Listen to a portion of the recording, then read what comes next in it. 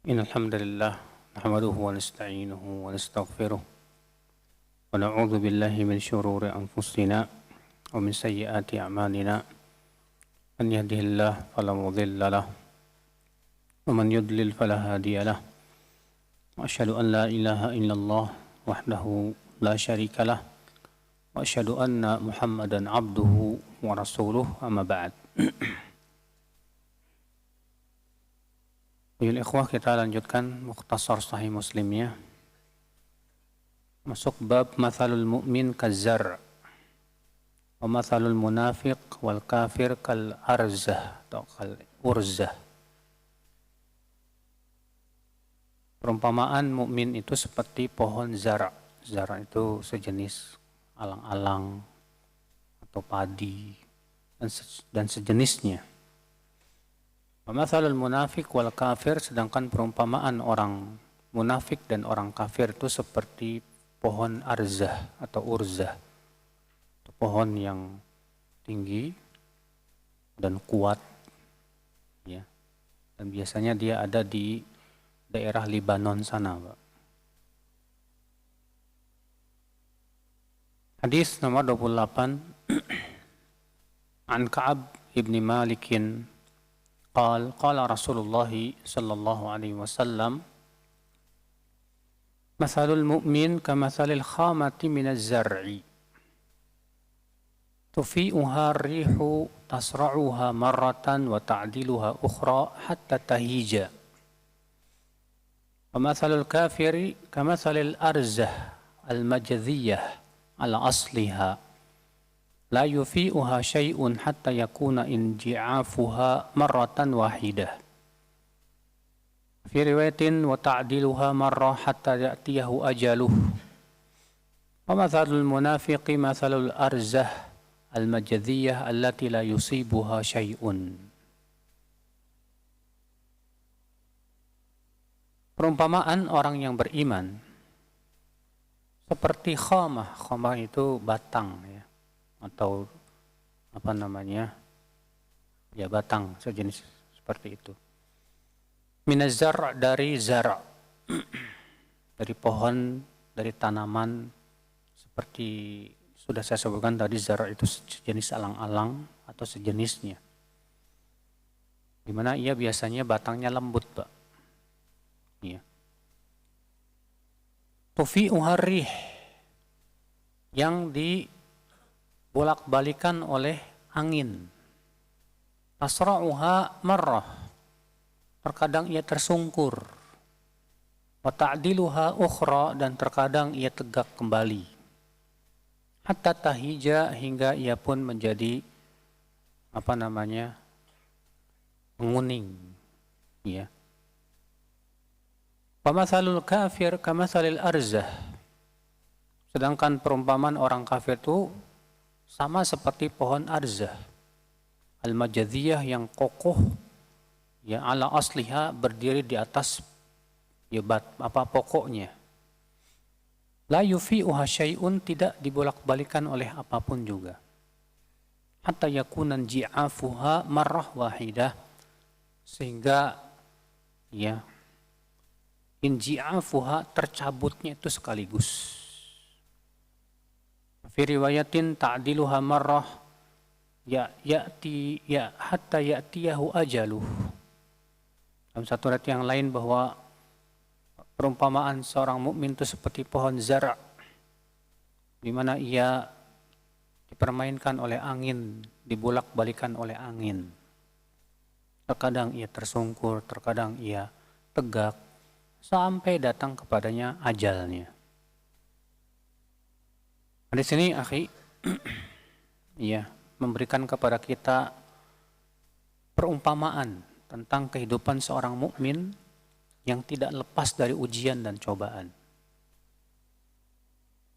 Karena Nabi SAW mengumpamakan mukmin itu seperti pohon zara, seperti pohon alang-alang, di mana terkadang angin membuat dia tersungkur merunduk.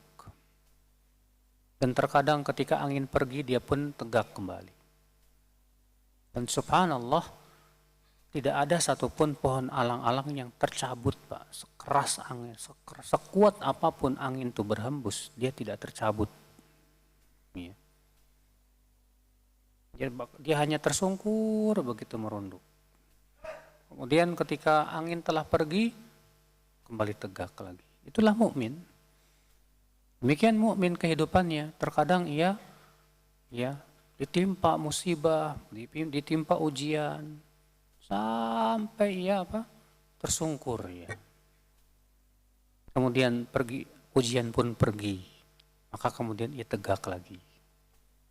Datang lagi angin dari arah yang lain, tersungkur lagi, terkadang meliuk-liuk. Tapi subhanallah, dia tidak pernah tercabut sama sekali. Tetap kuat, istiqomah di atas agamanya. Seberat apapun ujian yang menimpa hidupnya. Ya, kenapa? Karena kuat dia berpegang kepada keimanan kepada Allah Azza wa Jalla. Maka dari itulah ya akhul Islam, kita jangan menganggap bahwa kita beriman itu tidak diuji, nggak mungkin. Siapapun kita yang menyatakan dirinya saya beriman pasti diuji.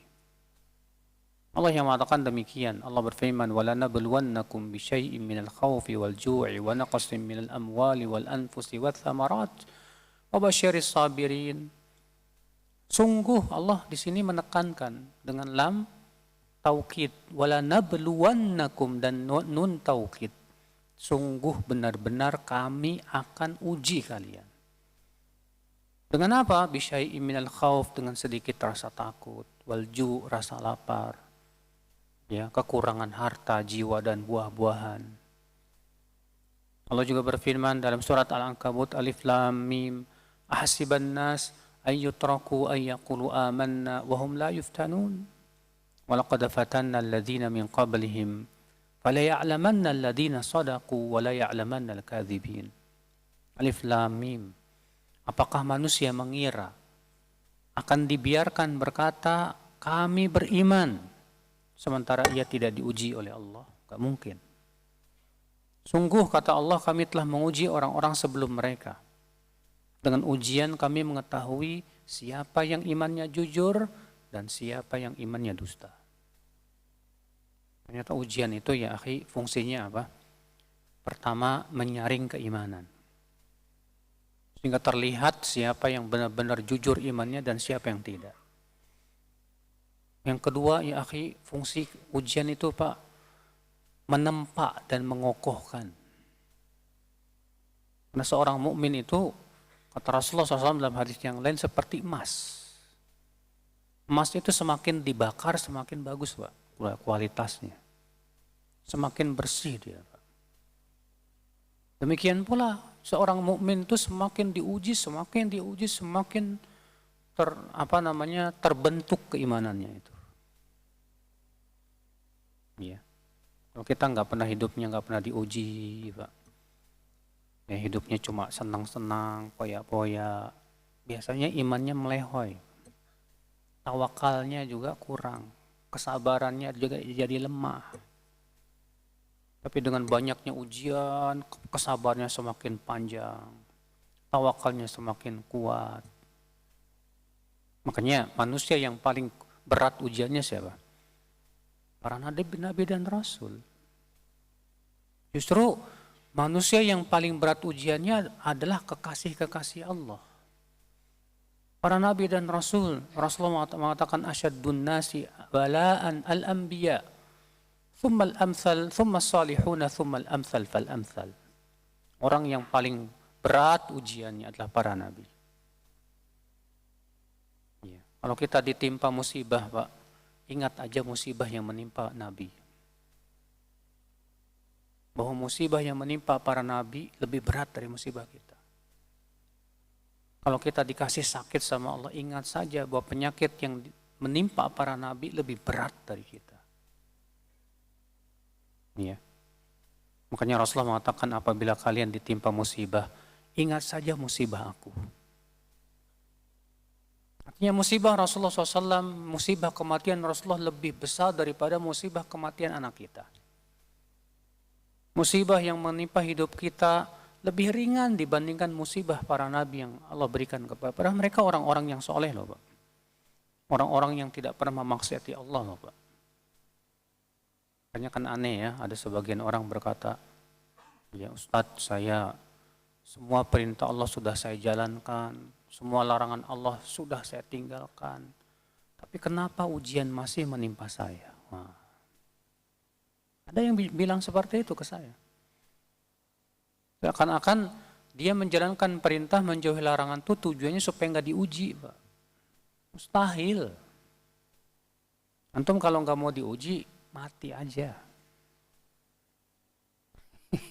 Yang namanya hidup di dunia ya pasti diuji sama Allah, pasti. Bahkan Rasulullah mengatakan wala yazalul bala' bil mu'min. Senantiasa ujian itu akan terus menimpa mukmin. Hatta yalqallah wa laysa alaihi khati'ah, hingga ia bertemu dengan Allah dalam keadaan tidak membawa dosa. Ternyata ujian itu Pak, fungsinya bagi seorang mukmin besar sekali. Hikmahnya agung. Di antaranya menggugurkan dosa, mengangkat derajat, dan yang lainnya. Makanya, ya, jangan berharap tidak diuji, tapi berharaplah kepada Allah agar diberikan kekuatan saat diuji. Ibadah itu bukan untuk supaya kita tidak diuji, tapi kita beribadah kepada Allah supaya kokoh dan kuat menghadap ujian. Semakin kita takarub kepada Allah, semakin kita mendekat kepada Allah, saat itu pula Allah semakin membantu kita, menguatkan kita. Tapi semakin kita jauh dari Allah Azza wa Jal, semakin pula ya akhwal Islam, barangkali kita diberikan uluran oleh Allah. Makanya, ya, terkadang seseorang menganggap, wah saya ini kok diberikan nikmat terus. Jangan-jangan Allah sayang sama saya. Bukan. Kasih sayang Allah kepada kamu bukan dengan nikmat dunia. Kasih sayang Allah kepada kamu hakikatnya diberi hidayah oleh Allah.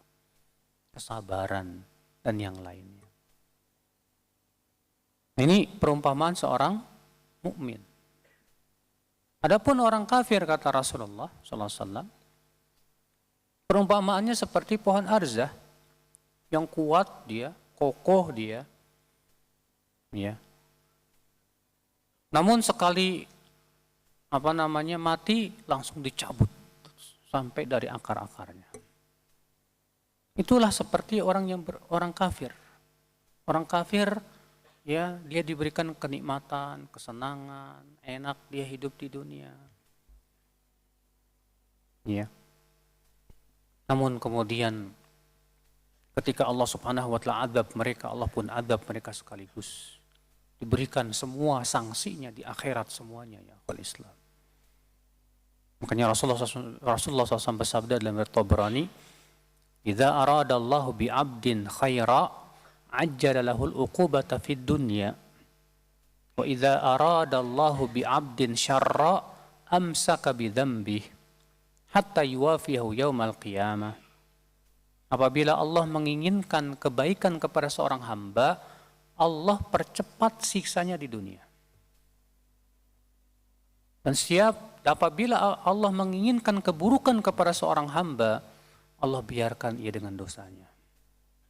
Sampai Allah balas semuanya nanti kapan? Di akhirat kelak. Na'udzubillah. Dan azab akhirat tentu lebih mengerikan, Pak, daripada azab dunia. Makanya ya antum melihat orang kafir banyak yang senang hidupnya, Pak. Diberikan kekayaan. Antum melihat ya konglomerat dunia itu, orang-orang terkaya dunia kebanyakan bukan orang Islam, Pak. Diberikan kesenangan demi kesenangan. Seperti halnya Fir'aun yang Allah berikan kepada dia, Pak, kesenangan demi kesenangan sehingga semakin tertipu dia. Sehingga kemudian Allah pun tenggelamkan ia ke dalam Laut Merah. Hadis ke-29. An Abdullah bin Umar radhiyallahu anhuma qala, kunna 'inda Rasulillah sallallahu alaihi wasallam faqala, akhbiruni bi syajaratin syabahin au karrajulil muslim la yatahattu waraquha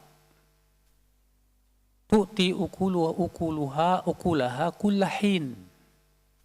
Qala Ibnu Umar fawaqa'a fi nafsi annaha an-nakhlah wa ra'aitu Abu Bakrin wa Umar la yatakallaman fakarihtu an atakallam wa aqulu syai'an faqala Umar la an takuna qultaha ahabu ilayya min kadza wa kadza.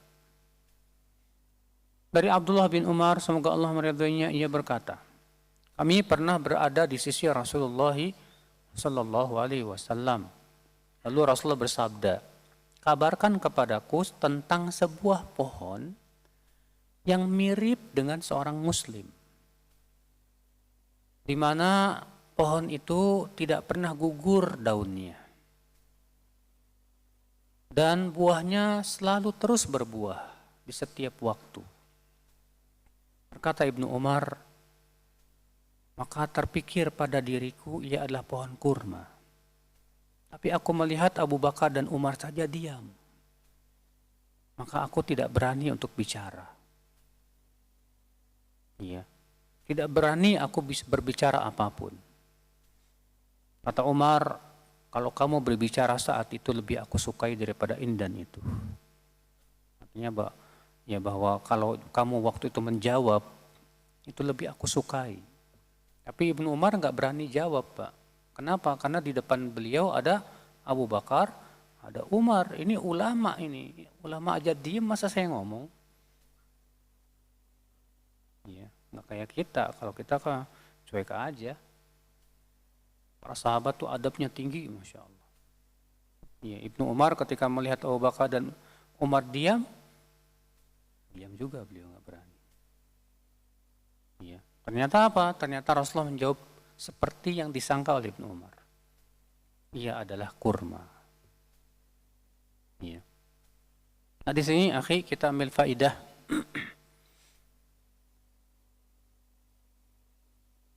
Itu bahwa di sini menunjukkan perumpamaan seorang Muslim itu seperti pohon kurma.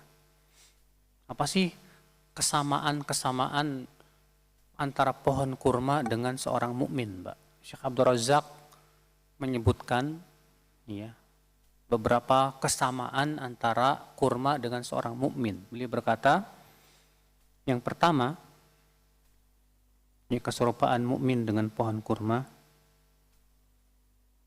Anna an-nakhlah la budda laha min uruqin wa saqin wa furu'in wa waraqin wa thamar. وكذلك الإيمان لا بد له من أصل وفروع وثمر وأصله الإيمان بأصول الإيمان الستة المعروفة وفروعه الأعمال الصالحة والطاعات المتنوعة والقربات العديدة وثمراته كل خير يحصله المؤمن وكل سعادة يجنيها في الدنيا والآخرة. Yang namanya pohon kurma, ada akar, ada batang, ada cabang, ada daun, dan ada buah. Nah demikian pula iman. Iman itu ada pokok, ada cabang, dan ada buah. Iya. Maka mirip, halnya sama dengan pohon kurma. Sebagaimana pohon kurma itu punya pokoknya, punya cabang-cabangnya, dan punya buahnya. Demikian pula keimanan. Iman pun ada pokoknya. Pokok iman apa, Pak? Ya, yaitu iman, rukun iman yang 6. Iman kepada Allah, malaikatnya, kitab-kitabnya, para nabi dan rasul. Iman kepada hari akhirat, iman kepada takdir yang baik maupun yang buruk. Ini semua masuk dalam pokok-pokok iman. Demikian pula iman ada cabang-cabangnya. Rasulullah sebutkan ada berapa cabang? Al-imanu bid'un wa sittuna syu'bah. Iman itu ada 60 lebih cabang. Dalam satu riwayat yang lain ada 70 lebih cabang. A'laha la ilaha illallah. Yang paling tinggi adalah ucapan la ilaha illallah. Dan adnaha yang paling rendah adalah imatatul adha 'anit tariq, menyingkirkan gangguan dari apa? Jalan. Itu dia cabang-cabang keimanan ya akhwal Islam. Ya. Amalan-amalan soleh, ketaatan yang bermacam-macam. Dan buahnya apa? Semua kebaikan yang dihasilkan oleh seorang mukmin. Nah, demikian. Ini kesamaan yang pertama. Keserupaan yang kedua, apa keserupaan mukmin dengan pohon kurma? An-nakhlah la tabqa hayyah illa bimadatin tasqiha wa tunammiha. Fahiya la tahya wa la tanmu illa idza siqat bil ma. Yang namanya pohon kurma, dia tidak bisa hidup kecuali dengan diberi air, pupuk dan yang lainnya. Ya. Apabila fa idza hubisa anhal ma dhabulat. Kalau ternyata tidak diairi itu pohon kurma ya akhi, kering dia. Wa idza qufi'a anha tamaman matat. Kalau tidak diairi sama sekali, mati. Wa hakadha sya'nu fil mu'min la yahya al-hayat al-haqiqiyyah wa la tastaqimu lahu hayatuhu illa bisaqin min naw'in khas. Demikian pula kata beliau, ya seorang mukmin pun imannya tidak akan hidup kecuali dengan cara apa Pak? Diberikan makanan, diberikan pupuk, diberikan air, disiram. Makanya akal Islam, kalau iman kita ini tidak disiram, dia lama-lama layu Pak, mati. Dan siraman keimanan itu adanya di mana Pak? Di majelis taklim. Antum duduk di majlis ta'lim itu antum sedang menyiram keimanan antum. Maka kalau antum ya sama seperti halnya memelihara sebuah pohon ya. Biar pohonnya gimana nih biar tumbuhnya bagus gitu kan. Berarti kan yang harus antum lakukan apa Pak? Setiap hari siram. Kalau antum siramnya seminggu sekali cukup enggak? Disiramnya seminggu sekali cukup nggak Pak? Kurang ya? Seminggu 2 kali? Kurang. Tapi kalau setiap hari bagus hasilnya Pak, lebih bagus hasilnya. Demikian pula hati kita, keimanan kita ini kalau nggak disiram, harus setiap hari disiram itu. Ya, dengan ilmu, dengan zikir, dengan amalan saleh. Setiap hari ya disiram lagi, maka tanaman iman itu akan tumbuh dengan bagus Pak. Masya Allah. Ketika ada hamaknya, antum langsung apa? Atasi segera. Kadang ketika keimanan kita dimasuki hamaknya macam-macam, ada hamak syubhat, hamak syahwat, ya, dan yang lainnya dibiarin aja itu. Itu tanamannya jadi apa? Rusak. Maka kita juga harus mengetahui apa hama yang akan bisa merusak pohon keimanan kita. Bagaimana kita bisa memelihara pohon itu supaya terus berkembang di hati kita. Sampai betul-betul kokoh menghunjam di dada kita ya akhwat Islam. Azani Allah wa iyyakum. Keserupaan yang ketiga. Anan nakhlah syadidatul thubut, bahwa pohon kurma itu kuat Pak berdirinya. Pohon kurma itu kuat antum berdirinya. Kalau antum dapat pohon kurma yang kuat, yang gede gitu ya, antum goyang-goyang nggak goyang Pak. Kuat dia. Ya. Makanya Allah mengatakan asluha thabitun. Pokoknya kokoh. Hakadha sya'nu fil iman idza rasakha fil qalb. Demikian ketika pohon iman itu telah menghunjam di dada. Maka saat itu menjadi kokoh dan kuat sekali akal Islam. Azani Allah wa iyyakum. Ya. Cuma masalahnya Pak, ketika pohon itu masih kecil, jaga baik-baik dulu. Jangan digoyang-goyang. Ya. Terus dipelihara, disiram, pas ketika sudah kuat, Masya Allah. Demikian pula pohon keimanan, Kita harus jaga terus ketika dia sudah kuat luar biasa. Keserupaan yang selanjutnya kata beliau, an-nakhlah la tambutu fi kulli ardin. Bal la tambutu illa fi aradin muayyanah thayyibatit turbah. Pohon kurma tidak bisa tumbuh di setiap tanah. Ia hanya bisa tumbuh di sebuah tanah yang subur. Ya. Wa hakadha sya'nu fil iman, demikian pula iman. Bahwa la yathbut fi kulli qalbin, dia tidak bisa tumbuh pada setiap hati manusia. Pohon iman tidak bisa tumbuh pada setiap hati manusia. Wa innama yathbutu fi qalbin man kataballahu lahul hidayah. Akan tetapi ia bisa tumbuh di hati yang telah Allah tuliskan untuk mendapatkan hidayah. Iya. Karena hati manusia itu Pak seperti apa? Seperti tanah. Rasulullah SAW mengumpamakan demikian dalam hadis yang sahih. Kata Rasulullah SAW, "Mathalu ma ba'athani Allahu minal huda wal ilm, kamathali ghaithin asabat ardan." Perumpamaan hidayah yang Allah utus aku dengan membawanya, itu seperti kata Rasulullah air hujan yang menimpa tanah. Air hujan seperti apa? Hidayah, ilmu. Tanah itu perumpamaan untuk apa? Hati. Ya. Fakanat minha thayyibah. Kata Rasulullah di antara tanah itu ada yang gembur, subur. Qabilatil ma'a, ia bisa menampung air hujan dengan baik. Wa ambatatil kala wal ushbal kathir. Bahkan ia bisa menumbuhkan tanaman-tanaman dan nerumputan yang banyak.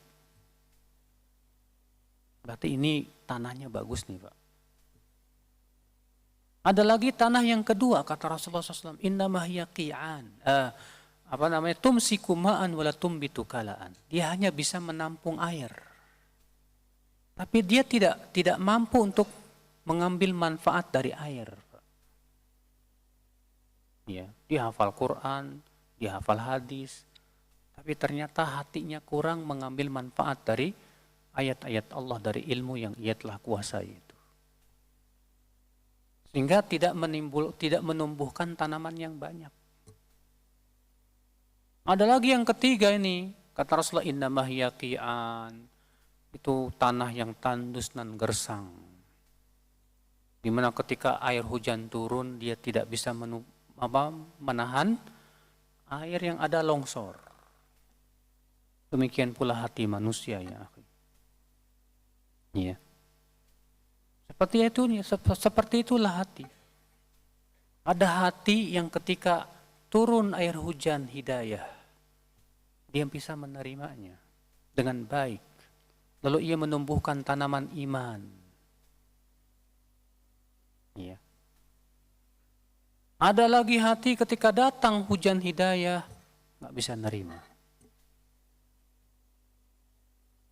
Makanya ya akal Islam, Allah yang maha tahu mana hati yang cocok untuk hidayah dan mana hati yang tidak cocok untuk dapat hidayah. Kalau selama ini kita ternyata berpaling dari hidayah, mau nuntut duduk di majlis taklim males, mau ibadah males, itu pertanda bahwa hati kita nggak cocok dapat hidayah, Pak. Gimana dong supaya cocok? Tanya petani, gimana caranya supaya tanah yang keras itu bisa jadi subur? Ternyata harus dicangkulin dulu, disemai, dikasih pupuk dulu. Setelah itu bisa jadi subur, bisa. Demikian pula hati kita, akhwal Islam. Harus dicanggul dulu, dibiasakan dengan amalan-amalan. Paksa dia. Ya. Akhwal Islam, azani Allah wa yakum. Nah itu subhanallah, ini keserupaan ya antara pohon kurma dengan seorang mukmin. Karena pohon kurma itu tidak bisa tumbuh kecuali di tanah yang subur. Demikian pula pohon iman pun tidak akan tumbuh kecuali di hati yang subur. Ya. Keserupaan selanjutnya yang keberapa?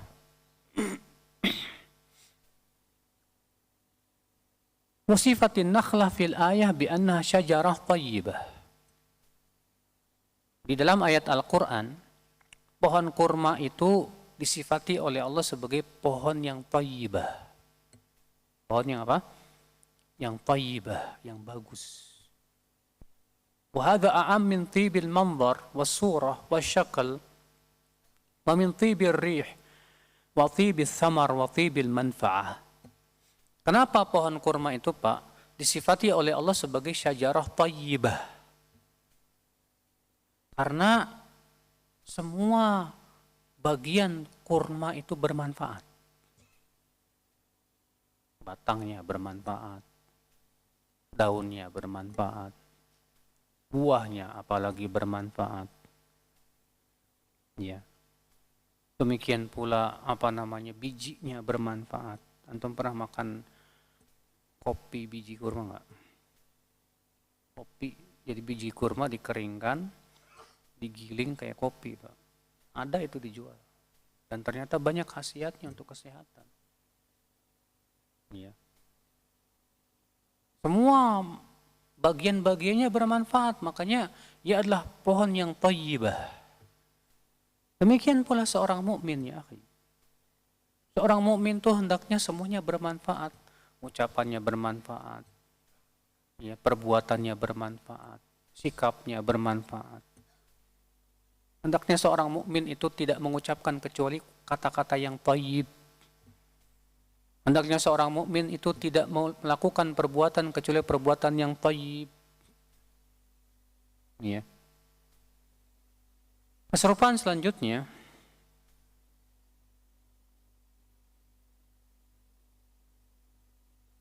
inna qalban nakhlah wa huwal jummar min atyabil qulubi wa ahlaha.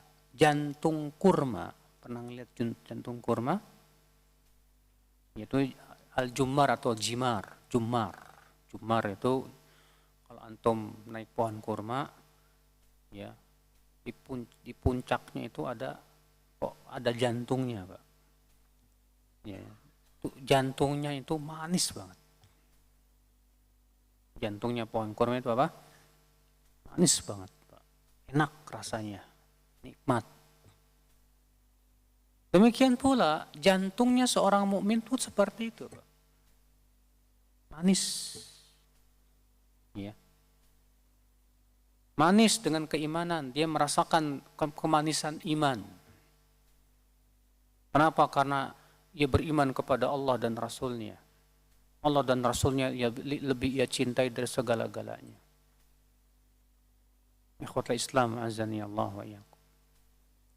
Kata beliau, wa hakadha sya'nu binisbati lil mu'min ma'a ikhwanihi wa julasaihi. Ya, wa kadzalika qalbu mu'min min atyabil qulubi wa ahsaniha. Demikian pula hati seorang mukmin itu hati yang paling baik, yang paling bagus. La yahmilu illal khair, tidak membawa kecuali kebaikan. Wala yubtinu siwal istiqamah wassalah wassalamah, dan tidak menyembunyikan di hatinya kecuali kebaikan dan keselamatan. Masya Allah. Makanya kalau kita ternyata hati kita masih banyak penyakitnya, berarti apa, Pak? Kita termasuk pohon kurma yang sedang sakit. Ya, lagi kena hama. Tapi kemudian banyak di antara kita membiarkan hama itu menggerogoti. Cuek, silahkan. Akhirnya apa yang terjadi? Pohonnya lama-lama mati. Iya, na'udzubillah. Faedah selanjutnya keserupaan selanjutnya. Thamarun nakhlah min anfa'i thimaril alam walahu halawah la tudaniha halawah. Buah pohon kurma itu buah yang paling bermanfaat. Ya, buah pohon kurma itu buah yang paling apa? Bermanfaat. Selain dia manis, ya. Namun juga ia mempunyai khasiat-khasiat, Pak, untuk kesehatan tubuh kita. Maka demikian pula seorang mukmin, Pak. Seorang mukmin itu hendaknya menjadi orang yang paling bermanfaat untuk manusia. Makanya dalam hadis yang dihasankan oleh Syekh Albani, Nabi SAW ditanya, siapa sih manusia yang paling dicintai oleh Allah? Kata Rasulullah SAW apa? Anfa'uha linnas. Manusia yang paling dicintai oleh Allah, yang paling bermanfaat untuk orang lain. Karena memang demikian. Ya, perumpamaannya mirip dengan kurma. Ya, buah kurma itu manfaat, banyak khasiatnya. Antum kalau pengen tahu ya apa sih khasiat buah kurma itu, antum searching aja di Mbah Google, banyak gitu, Pak. Ya, khasiatnya apa saja. Ya, untuk kesehatan, cara makannya dan yang lainnya, tanya kepada para ahlinya deh. Semua ahli kesehatan sepakat bahwa pohon kurma, buah kurma itu sangat bagus untuk kesehatan.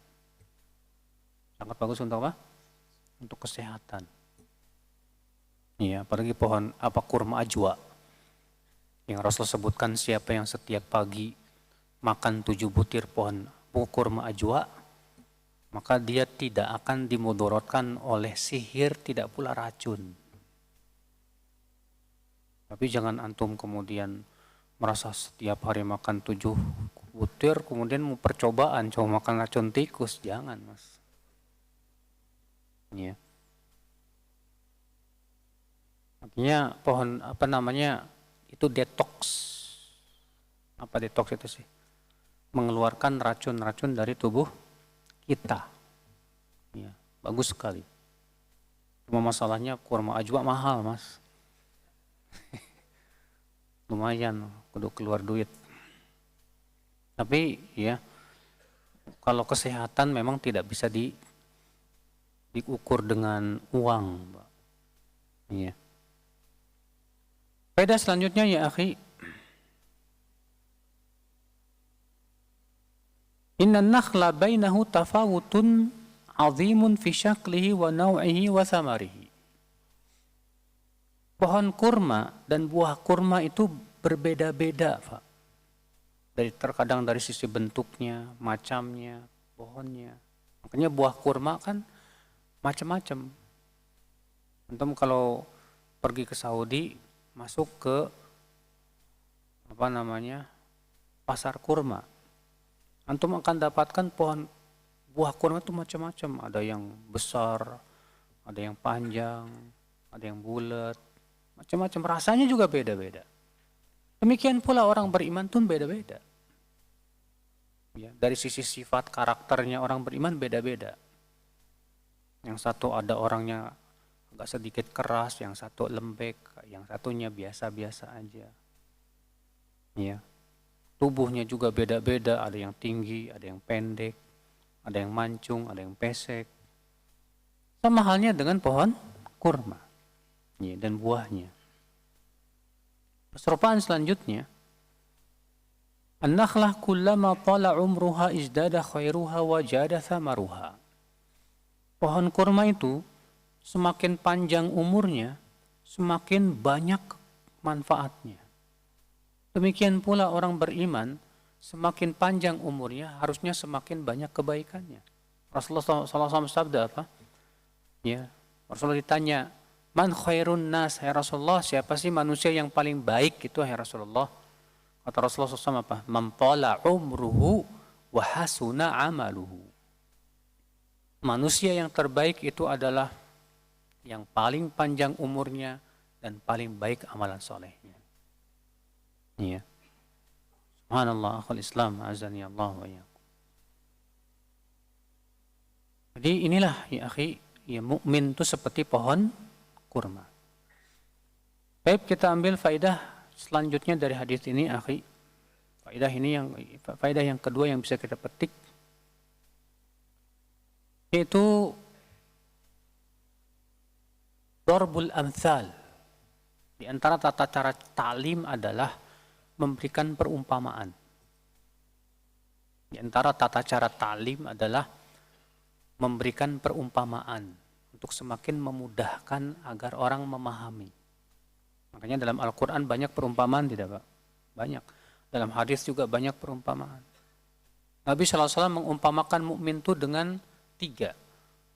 Dalam hadis ini disebutkan mukmin itu seperti pohon kurma.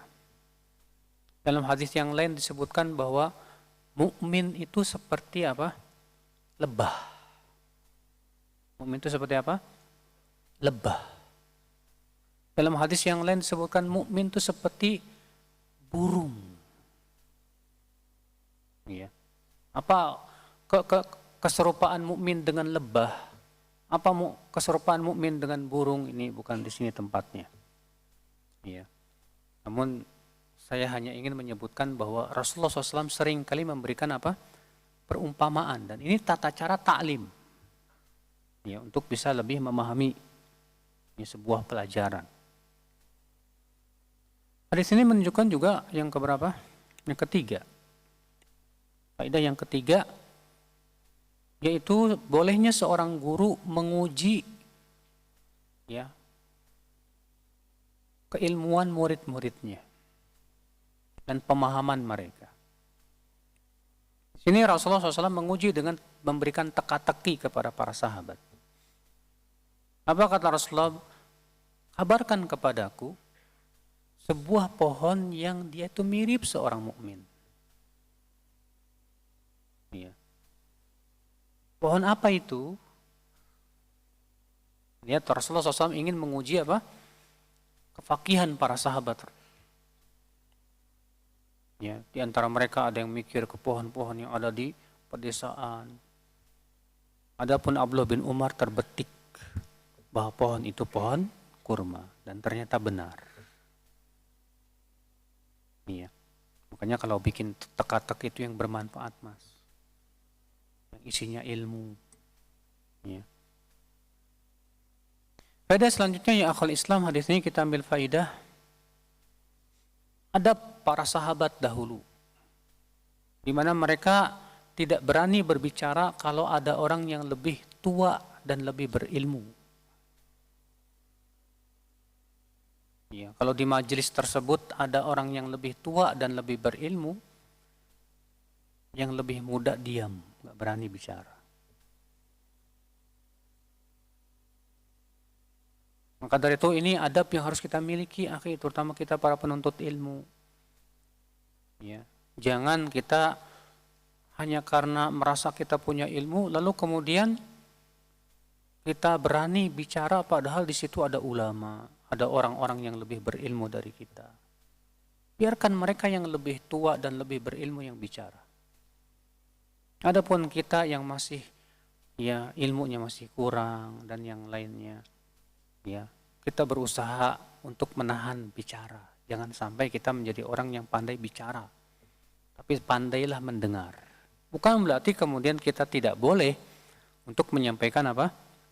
Ilmu, boleh, nggak masalah kita sampaikan ilmu.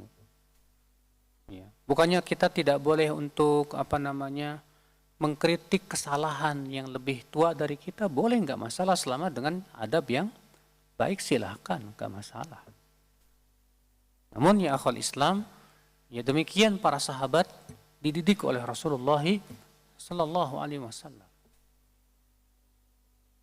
Ya. Ikhwatul Islam azani Allah wa iyyakum. Kita lanjutkan bab al-haya minal iman. Bab rasa malu termasuk bagian dari iman. Hadis nomor 30. An Abi Hurairah radhiyallahu anhu qala Rasulullah sallallahu alaihi wasallam al-imanu bid'un wa sab'una aw bid'un wa sittuna syu'bah wa afdaluha qawlu la ilaha illallah wa adnaha imatatul adha 'anil tariq wal haya'u syu'batun minal iman.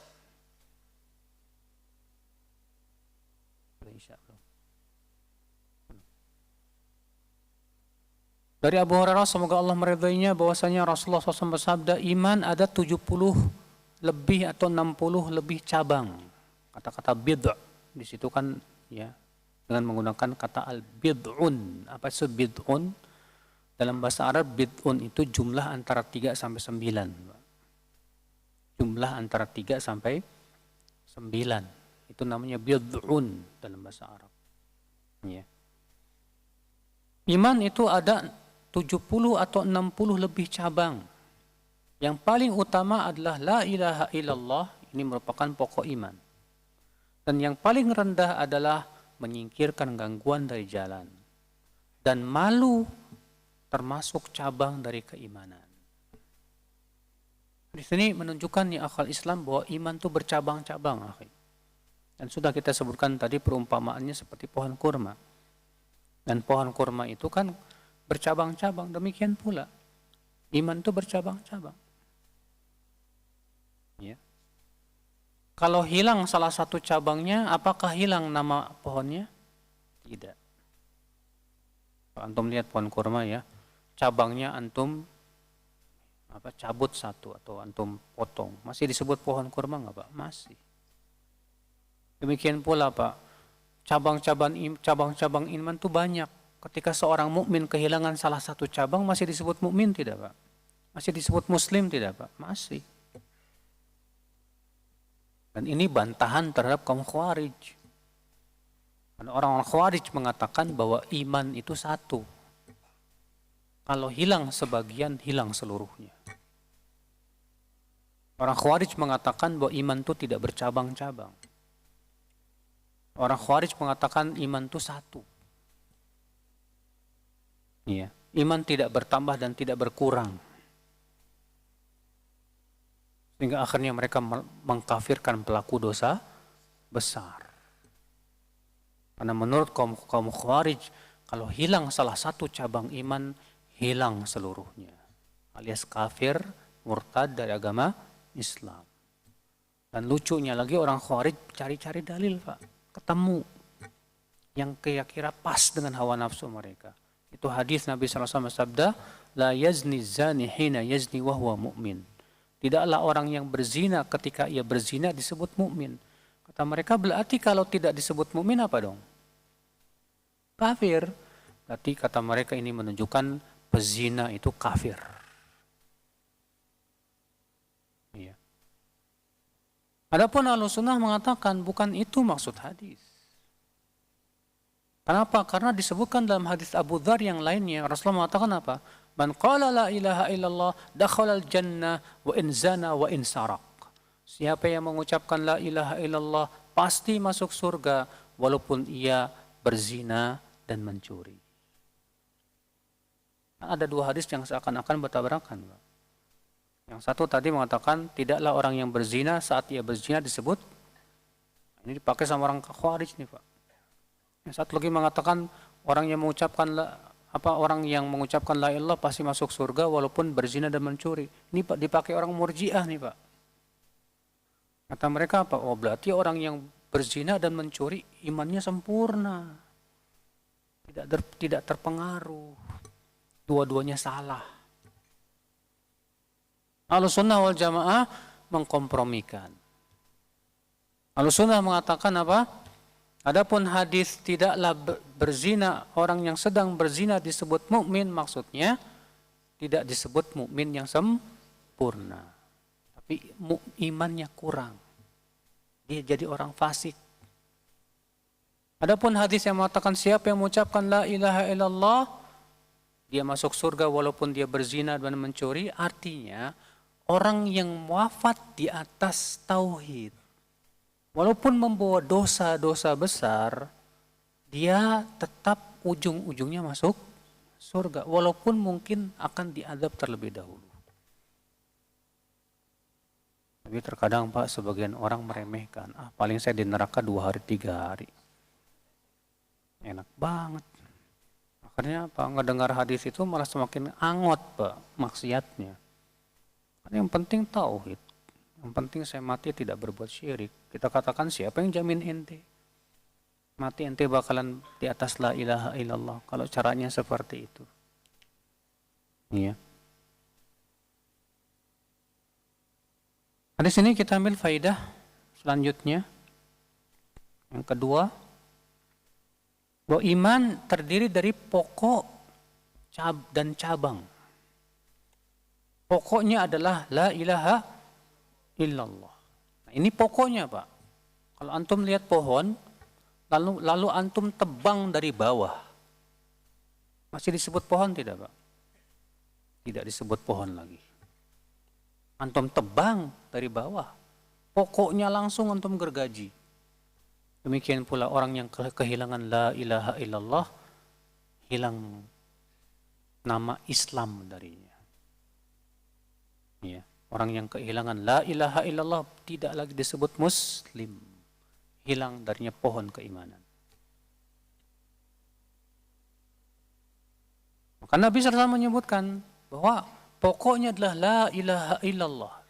Iman itu tegak di atas pondasi la ilaha illallah ini. Dan yang paling rendah menyingkirkan gangguan dari apa? Jalan. Antum jangan menganggap remeh, akhi, menyingkirkan gangguan dari jalan. Disebutkan dalam hadis ketika Rasulullah Isra dan Mi'raj, kata Rasulullah, "Ra'aitu rajulan yataqallabu fil jannah." Aku melihat seorang laki-laki yang mondar-mandir di surga gara-gara ia menyingkirkan batang pohon dari jalan.